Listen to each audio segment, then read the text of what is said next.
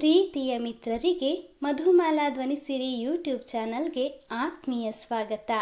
ಕ್ಷಮೆಯ ಧರಿತ್ರಿ ಸಂಚಿಕೆ 97. ಒಟ್ಟಾಗಿ ಮನೆಯ ಒಳಗೆ ಕಾಲಿಟ್ಟ ಕೃಷ್ಣ ಹಾಗೂ ಕ್ಷಮಾಳಿಗೆ ಅಹಲ್ಯಾದೇವಿ ಹಾಗೂ ಶ್ರೀಪತಿಯ ಸಂಭಾಷಣೆ ಕಿಂಚಿತ್ತೂ ಅರ್ಥವಾಗಲಿಲ್ಲ. ಏನಮ್ಮ ಅದು ನಿಭಾಯಿಸೋದು? ಬಾಗಿಲ ಬಳಿಯಲ್ಲಿ ಬರುತ್ತಿದ್ದ ಕ್ಷಮಾ ಹಾಗೂ ಕೃಷ್ಣನನ್ನು ಕಂಡು, ಬನ್ನಿ ಹೇಳ್ತೀನಿ, ಏನಪ್ಪ ಕೃಷ್ಣ, ಎಲ್ಲಿಗೆ ಹೋಗಿದ್ದೆ ಎನ್ನುತ್ತಿದ್ದ ಅಹಲ್ಯಾದೇವಿಯವರ ದೃಷ್ಟಿ ರಾಮಯ್ಯನತ್ತ ಹರಿಯಿತು.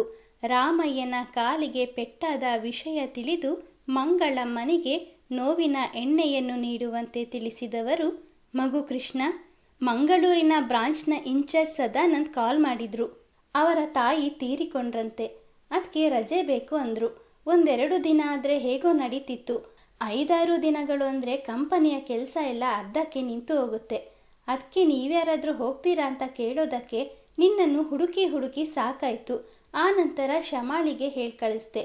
ಅಷ್ಟರಲ್ಲಿ ಶ್ರೀಪತಿ ನಾನೇ ಹೋಗಿ ಬರ್ತೀನಿ ಅಂದ ಎಂದು ವಿಷಯವನ್ನು ಸಂಕ್ಷಿಪ್ತವಾಗಿ ವಿವರಿಸಿದರು. ಶ್ರೀಪತಿ ಹೇಳಿದ್ದು ಸರಿನೇ ಅಮ್ಮ. ಅಲ್ಲಿನ ಕೆಲಸದ ಬಗೆಗೆ ಏನೇನು ತಿಳಿದಿರದ ನಾನು ಹೋಗೋದಕ್ಕಿಂತ ಶ್ರೀಪತಿ ಹೋಗೋದೇ ಸರಿ. ಇಲ್ಲಾದರೆ ನೀನು ಕ್ಷಮಾ ನನ್ನ ಜೊತೆಗಿರ್ತೀರಾ. ನೀವು ಹೇಳಿಕೊಡೋ ಕೆಲಸವನ್ನು ಆದಷ್ಟು ಬೇಗ ಕಲ್ತ್ಕೊಳ್ತೀನಿ. ಅಲ್ಲಿಗೋದ್ರೆ ಸುಮ್ಮನೆ ಪರದಾಡಬೇಕಾಗತ್ತೆ. ಇದಕ್ಕೆಲ್ಲ ನಮ್ಮ ಶ್ರೀಪತಿನೇ ಸರಿ. ಕೃಷ್ಣ ಸಲುಗೆಯಿಂದ ಶ್ರೀಪತಿಯ ಹೆಗಲ ಮೇಲೆ ಕೈ ಹಾಕಿದನು. ಪ್ರತಿಯಾಗಿ ನಕ್ಕ ಶ್ರೀಪತಿ ಅವನ ಕೈಗಳನ್ನು ಕೆಳಗಿಳಿಸುತ್ತಾ, ನೀನು ನನ್ನನ್ನು ಹೊಗಳ್ತಾ ಇರೋದು ತೀರಾ ಅತಿರೇಕ ಆಯಿತು ಅನ್ನಿಸ್ತಿಲ್ವಾ? ನಮ್ಮ ಕಂಪನಿಯನ್ನು ನಾವು ನೋಡಿಕೊಳ್ಳದೆ ಮತ್ಯಾರು ನೋಡ್ಕೊಳ್ತಾರೆ ಎನ್ನುತ್ತಾ ಕ್ಷಮಾಳತ್ತ ಬಂದವನು, ಕ್ಷಮಾ, ನನ್ನ ಜಾಗದಲ್ಲಿ ನನ್ನ ಅಣ್ಣ ಕೃಷ್ಣನನ್ನು ಬಿಟ್ಟು ಹೋಗ್ತಾ ಇದ್ದೀನಿ. ಇವನು ಯಾವಾಗಲೋ ಕಂಪನಿಯ ಜವಾಬ್ದಾರಿಯನ್ನು ಹೊರಬೇಕಿತ್ತು. ಆ ಸುದಿನ ಇವತ್ತು ಬಂದಿದೆ. ನೋಡ್ತೀನಿ ನಾನು ಇಲ್ಲದ ಸಮಯದಲ್ಲಿ ಇವನಿಗೆ ಹೇಗೆ ಟ್ರೈನಿಂಗ್ ಕೊಡ್ತೀರಾ ಅಂತ. ಗುಡ್ ಲಕ್ ಎಂದು ಹಾರೈಸಿದನು. ನೀವು ಇಲ್ಲದೆ ಒಬ್ಬಳೇ ಟ್ರೈನಿಂಗ್ ಕೊಡಲಿಕ್ಕೆ ಸ್ವಲ್ಪ ಕಷ್ಟವೇ. ಆದರೆ ನನ್ನ ಜೊತೆ ಅಮ್ಮ ಇರ್ತಾರಲ್ಲ, ಅಷ್ಟು ಕಷ್ಟ ಆಗಲಿಕ್ಕಿಲ್ಲ ಅಂದುಕೊಳ್ತೇನೆ. ಆದರೂ ಕೂಡ ನೀವಿಲ್ಲದೆ ಇಲ್ಲೂ ಕೂಡ ಕೆಲಸ ಸಾಗೋದಿಲ್ಲ. ಆದಷ್ಟು ಬೇಗ ಬನ್ನಿ ಎಂದು ಕ್ಷಮಾ ಹೂನಗೆ ಚೆಲ್ಲಿದಳು. ಅವಳು ತನ್ನೊಂದಿಗೆ ಇಷ್ಟು ಆತ್ಮೀಯವಾಗಿ ಮಾತನಾಡುತ್ತಿರುವುದು ಹೊಸತೇನೂ ಅಲ್ಲದಿದ್ದರೂ ಅವಳ ಮೆಚ್ಚುಗೆಯ ಮಾತುಗಳಿಂದ ಅವನ ಮನ ಪುಳಕಿತಗೊಂಡಿತು.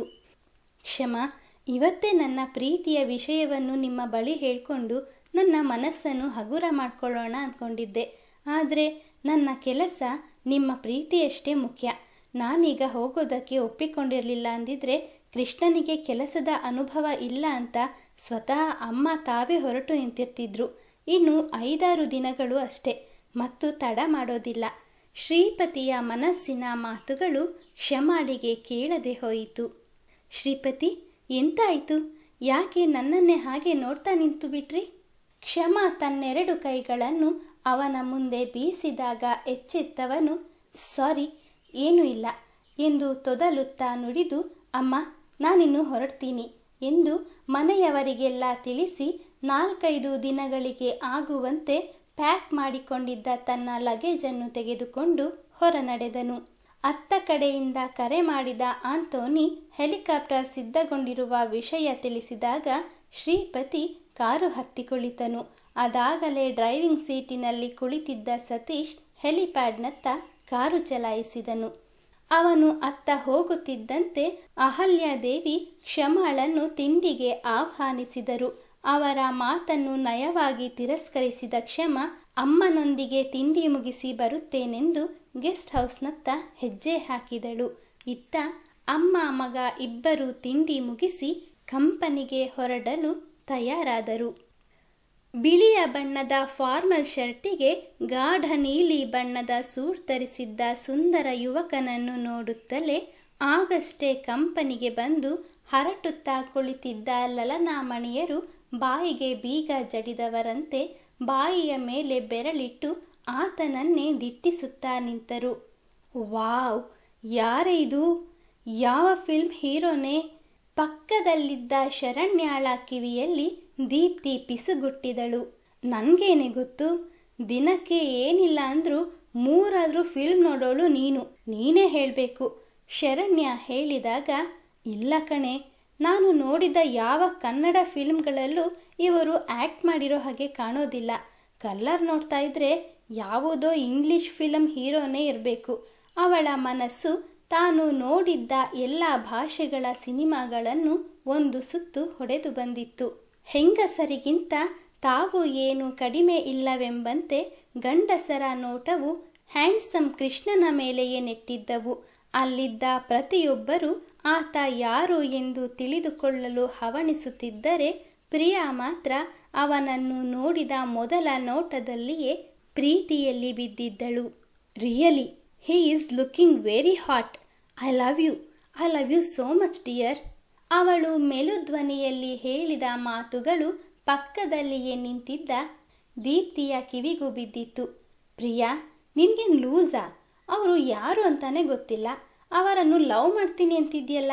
ಪ್ರೀತಿ ಅಂದರೆ ಏನೋ ಹುಡುಗಾಟ ಅಂದ್ಕೊಂಡಿದ್ಯಾ? ನೋಡಿದ ಕೂಡಲೇ ಲವ್ ಮಾಡೋಕ್ಕೆ? ಅದು ಒಂದು ಮಧುರ ಬಾಂಧವ್ಯ. ಕಣ್ಣಿನಿಂದ ಹುಟ್ಟೋ ಪ್ರೀತಿಗಿಂತ ಮನಸ್ಸಿನಿಂದ ಹುಟ್ಟೋ ಪ್ರೀತಿಗೆ ಹೆಚ್ಚು ಬೆಲೆ. ಇಷ್ಟು ದಿನ ಶ್ರೀಪತಿ ಹಿಂದೆ ತಿರುಗ್ತಾ ಇದ್ದೆ, ಈಗ ಅವರಿಗೂ ಕ್ಷಮಾಳಿಗೂ ನಡುವೆ ಇಲ್ಲದ ಸಂಬಂಧ ಹುಟ್ಟಿಸಿ ನಾನು ಶ್ರೀಪತಿನ ಪ್ರೀತಿಸಲೇ ಇಲ್ಲ, ಅವನೇ ನನ್ನ ಹಿಂದೆ ಬಂದಿದ್ದು ಅಂತ ನಿನ್ನ ವಿಷಯ ತಿಳಿಯದವರಿಗೂ ನೀನೇ ಡಂಗುರ ಸಾರಿದ್ದೆ. ಈಗ ಈ ಅಪರಿಚಿತನ ಮೇಲೆ ಪ್ರೀತಿ ಹುಟ್ಬಿಡ್ತಾ? ವ್ಯಂಗ್ಯವಾಗಿ ಕೇಳಿದಳು. Stop it Deepti. ಪ್ರೀತಿ ಬಗ್ಗೆ ಇಷ್ಟೊಂದೆಲ್ಲ ಉಪದೇಶ ಮಾಡ್ತೀಯಲ್ಲ, ಪ್ರೀತಿ ಬಗ್ಗೆ ನಿನ್ಗೇನು ಗೊತ್ತಿದೆ ಹೇಳು? ಲವ್ ಅಟ್ ಫಸ್ಟ್ ಸೈಟ್ ಅಂತಾರೆ, ಕೇಳಿಲ್ವಾ? ಈಗ ನನಗೂ ಕೂಡ ಅದೇ ಆಗಿರೋದು. ಅವರನ್ನು ನೋಡಿದ ಮೊದಲ ನೋಟದಲ್ಲೇ ನನಗೆ ತಿಳಿಯದೆ ನಾನು ಅವರಿಗೆ ಶರಣಾಗಿದ್ದೀನಿ. ಪ್ಲೀಸ್ ಏನೇನೋ ಹೇಳಿ ನನ್ನ ಮೂಡೌಟ್ ಮಾಡಬೇಡ ಎಂದು ಅವಳನ್ನೇ ನುಂಗುವಂತೆ ನೋಡಿದಳು. ಎಂದಿಗಿಂತ ಇಂದು ಅವಳ ಧ್ವನಿಯ ಗತಿ ಕೊಂಚ ಮೆಲುವಾಗಿಯೇ ಇದ್ದುದನ್ನು ಗಮನಿಸಿದ್ದ ದೀಪ್ತಿ ಅವಳ ಮಾತಿಗೂ ಮುಖದಲ್ಲಿನ ಭಾವನೆಗಳಿಗೂ ಹೋಲಿಕೆಯೇ ಇರದುದನ್ನು ಗುರುತಿಸಿದ್ದಳು. ಇವಳ ಬುದ್ಧಿನೇ ಇಷ್ಟು, ಏನು ಹೇಳಿದ್ರೂ ಪ್ರಯೋಜನ ಇಲ್ಲ, ಏನಾದರೂ ಮಾಡ್ಕೊಳ್ಳಿ, ಸಗಣಿಯೊಡನೆ ಗುದ್ದಾಟ ತರವಲ್ಲ ಎಂದು ಯೋಚಿಸಿದ ದೀಪ್ತಿ ಮರು ಮಾತನಾಡದೆ ಸುಮ್ಮನಾದಳು. ಆದರೆ ಕೃಷ್ಣನನ್ನೇ ಎಡಬಿಡದೆ ನೋಡುತ್ತಿದ್ದ ಪ್ರಿಯಾಳ ದೃಷ್ಟಿ ಅಹಲ್ಯಾದೇವಿಯವರ ಮತ್ತೊಂದು ಬದಿಯಲ್ಲಿ ನಿಂತು ಕಿಲಕಿಲನೆ ನಗುತ್ತಿದ್ದ ಕ್ಷಮಾಳತ್ತ ಹರಿಯಿತು. ಇವಳೊಬ್ಳು ಯಾವಾಗಲೂ ನನ್ನ ದಾರಿಗೆ ಮುಳ್ಳಾಗೆ ಇರ್ತಾಳೆ. ಈ ಮುಳ್ಳನ್ನು ಹೇಗೆ ಕಿತ್ತು ಬಿಸಾಡಬೇಕು ಅಂತ ನನಗೂ ಗೊತ್ತಿದೆ. ಪ್ರಿಯಾ ಮತ್ಸರದಿಂದ ಹಲ್ಲು ಮಸೆಯುತ್ತಾ ಕಟಕಟನೆ ಹಲ್ಲು ಕಡಿದಳು. Excuse me, please listen ear. ತಮ್ಮಷ್ಟಕ್ಕೆ ತಾವು ಮಾತನಾಡಿಕೊಳ್ಳುತ್ತಿದ್ದ ಕೆಲಸಗಾರರೆಲ್ಲ ಅಹಲ್ಯಾದೇವಿಯವರ ಮಾತಿಗೆ ಕಿವಿಕೊಟ್ಟರು. ಮೀಟ್ ಮಿಸ್ಟರ್ ಕೃಷ್ಣ, ನನ್ನ ಮಗ. ಇಲ್ಲಿ ಕೆಲಸ ಮಾಡ್ತಾ ಇರೋ ಕೆಲವು ಹಿರಿಯ ಸಹೋದ್ಯೋಗಿಗಳಿಗಲ್ಲದೆ ಕಳೆದ 7-8 ವರ್ಷಗಳ ಹಿಂದೆ ಕೆಲಸಕ್ಕೆ ಸೇರಿಕೊಂಡಿರೋ ಯಾರೊಬ್ಬರಿಗೂ ಇವರ ಪರಿಚಯ ಇಲ್ಲ. ಅದಕ್ಕಾಗಿ ಇವರನ್ನು ನಿಮಗೆಲ್ಲ ಇಂಟ್ರಡ್ಯೂಸ್ ಮಾಡ್ತಾ ಇದ್ದೀನಿ. ಕೆಲವು ವೈಯಕ್ತಿಕ ಕಾರಣದಿಂದ ಇವರು ಮನೆಯಿಂದ ದೂರ ಉಳಿದಿದ್ರು. ಆದರೆ ಇನ್ಮುಂದೆ ಇವರು ಕೂಡ ನಮ್ಮ ಕಂಪನಿಯಲ್ಲಿ ಒಬ್ಬರು. ನಮ್ಮ ಶ್ರೀಪತಿಯ ಜೊತೆ ಕಂಪನಿಯ ವ್ಯವಹಾರಗಳನ್ನು ನೋಡಿಕೊಳ್ತಾರೆ ಎಂದು ಅಹಲ್ಯಾದೇವಿಯವರು ಬಹಳ ಉತ್ಸಾಹದಿಂದ ಮಗನನ್ನು ಪರಿಚಯಿಸಿದರು. ಎಲ್ಲರೂ ಅವನನ್ನು ನಗು ನಗುತ್ತಾ ಸ್ವಾಗತಿಸಿದಾಗ ಕೃಷ್ಣ ಕೂಡ ಅವರಿಗೆ ಪ್ರತಿಯಾಗಿ ನಗು ಬೀರಿ ತನ್ನೆರಡು ಕೈಗಳನ್ನು ಜೋಡಿಸಿ ನಮಸ್ಕರಿಸಿದನು. ಎಲ್ಲರ ದೃಷ್ಟಿಯು ಅವನ ಕೈಗಳತ್ತ ಹೊರಳಿದಾಗ ಅವನ ಸೌಂದರ್ಯದ ಎದುರು ಅಂಗವಿಕಲತೆ ತೃಣವೆನಿಸಿತು. ಅವರೆಲ್ಲರೂ ಅದನ್ನು ಗಮನಿಸಿಯೂ ಗಮನಿಸದಂತೆ ಅವನಿಗೆ ಪ್ರತಿಯಾಗಿ ನಮಸ್ಕರಿಸಿದರು. ದೂರದಲ್ಲಿ ನಿಂತಿದ್ದ ಪ್ರಿಯಾಳಿಗೆ ಅಹಲ್ಯಾದೇವಿಯವರ ಮಾತುಗಳನ್ನು ಕೇಳಿ ಆಶ್ಚರ್ಯದೊಂದಿಗೆ ಸಂತೋಷವೂ ಆಯಿತು. ಅಬ್ಬಾ, ಅಂತೂ ದೇವರಿಗೆ ನನ್ನ ಮೊರೆ ಕೇಳಿಸ್ತಲ್ಲ.